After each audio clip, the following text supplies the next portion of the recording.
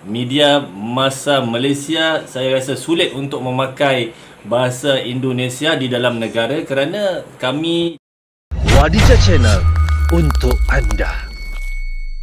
Assalamualaikum guys, welcome back to my channel Wadija Channel. Sahabat-sahabat saya Malaysia, Indonesia, Singapura, Brunei Darussalam guys, di mana jua anda berada, semoga anda sihat-sihat selalu, dimurahkan rezekinya, dipanjangkan umurnya, amin ya rabbal alamin. Dan salam Nusantara guys. Dan hari ini sebenarnya saya terlihat satu konten dari Trend Publica yang mana kontennya berbunyi media masa Malaysia akan pakai bahasa Indonesia, tanda soal di situ, dan orang Indonesia pening membaca bahasa Melayu. Jadi kita akan react dari konten ini, dan jangan lupa subscribe Trend Publica. Dan kepada rakan-rakan saya di Malaysia, kita kena tengok video ini sampai habis kerana takut kita nanti salah faham. Jadi sama-sama kita tonton. 3, 2, 1, jom. Media Malaysia akankah pakai bahasa Indonesia? Wah, kita tengok guys. Akankah media massa di Malaysia mau memakai bahasa Indonesia saja? Pertanyaan atau usulan ini sungguh serius. Kami tidak bergurau. Dengan menggunakan bahasa Indonesia, orang Indonesia tentu akan lebih mudah membacanya. Jadi pembacanya akan lebih banyak. Soalnya kami sungguh kesulitan membaca berita dalam bahasa Melayu. Berikut ini buktinya. Kami mencoba membaca judul dan sejumlah kalimat dalam berita di koran berita harian Malaysia. Kita mulai dari judulnya. Tuntut Riau, Dr. Mahathir tiada asas undang-undang. Orang Indonesia seperti saya, setengah mati memahami judul berita itu. Kami harus membaca pula berita versi bahasa Indonesia. Ternyata maksudnya seperti ini. Klaim Mahathir atas Riau tiada dasar hukum. Bayangkan, di luar kata Riau dan Mahathir, hanya satu kata yang benar-benar sama maknanya dengan bahasa Indonesia, yakni kata tiada. Adapun kata tuntut, asas, dan undang-undang sungguh berbeda pengertiannya.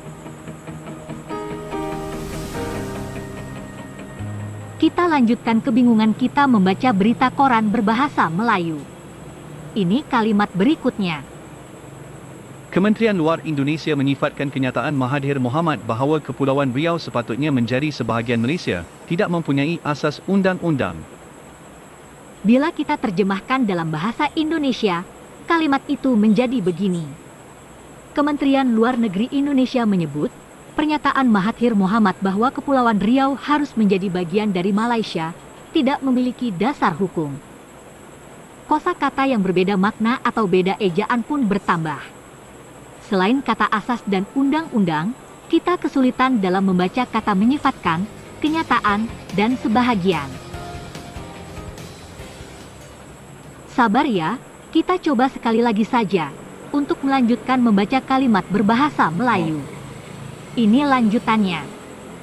Juru cakap kementerian itu, Teuku Faizal Shah, berkata, bekas Perdana Menteri itu juga tidak memiliki alasan jelas kerana Kepulauan Riau diiktiraf sebagai sebahagian daripada wilayah Indonesia di peringkat antarabangsa. Jadi bahasa Indonesianya? Jangan pusing dulu ya. Kalau kita terjemahkan ke bahasa Indonesia akan menjadi begini. Juru bicara kementerian itu, Teuku Faizal Shah, mengatakan mantan Perdana Menteri itu juga tidak memiliki alasan yang jelas karena Kepulauan Riau diakui sebagai bagian dari wilayah Indonesia secara internasional. Begitulah maksudnya.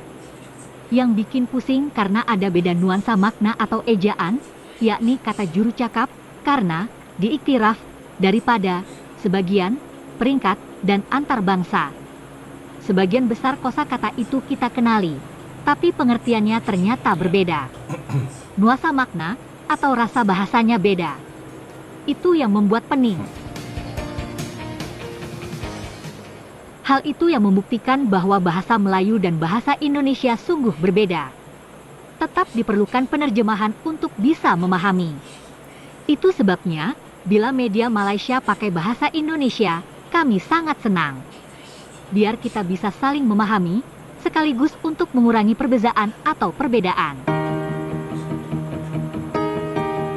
Okey guys, itu tadi konten dari Trend Publica mengenai media massa Malaysia akan pakai bahasa Indonesia kerana orang Indonesia pening untuk membaca berita dalam bahasa Melayu. Okey, pada pandangan saya guys, dalam laman web mungkin akan bolehlah diwujudkan untuk dua versi, satu bahasa Malaysia, satu bahasa Indonesia untuk bacaan orang-orang Indonesia lah. Tapi kalau di dalam negara perkara ini sebenarnya sulit untuk dilakukan ya guys. Kalau macam akhbar cetakan, media massa di televisyen dan juga radio, media massa Malaysia saya rasa sulit untuk memakai bahasa Indonesia di dalam negara kerana kami di sini orang Melayu yang kebanyakannya, dan macam masyarakat India, Cina dan juga etnik-etnik yang lain juga kami faham cetakan ataupun bacaan dalam bahasa Melayu. Kalau ditukarkan kepada bahasa Indonesia mungkin